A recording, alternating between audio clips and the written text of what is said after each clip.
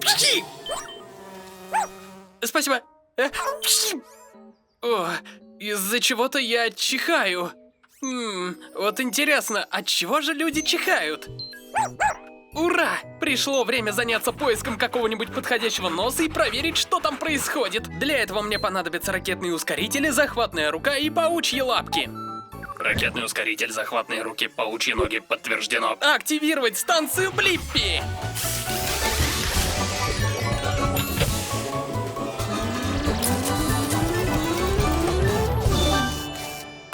Уменьшаемся!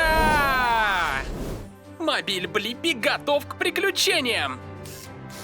У-ху! Мы летим прямо в нос! Тут похоже на пещеру. О, привет! Добрый день! Эй, это я, Блиппи! А ты кто? Меня зовут Петуния, а я маленькая пыльца. Может быть, я и маленькая, но я могу творить большие дела. Типа как чихание? Ну ты понял. Если нахожусь поблизости от людей, я докучаю им. И особенно мне нравится докучать носам.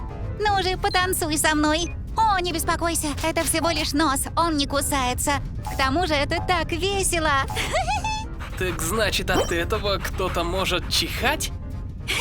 Но ведь это всего лишь начало, поскольку сейчас начнется чихание. Берегись! Не настолько это уж было и плохо! Похоже, что мы в джунглях. Это все волоски. Они тут нужны, чтобы пыльца, типа меня, и прочие частички в виде пыли не проникали тебе в нос. Но это не сработает. Как забавно быть раздражительницей. Неужели это вызывает чихание? Очень на это надеюсь. О, сейчас к нам прилетит салфетка. Беги! Ладно, теперь они правда раздражают этот нос. Пощекочи еще. А чих уже скоро появится? Сейчас будет. На-на-на-на-на. О, нет! Трясуны! У нас получилось. Да! И у меня есть ответ на мой вопрос. Отчего же люди чихают? Люди начинают чихать, когда мельчайшие частицы, например, пыльца, оказываются в носу и вызывают его раздражение. Загружай ответ, Дибо!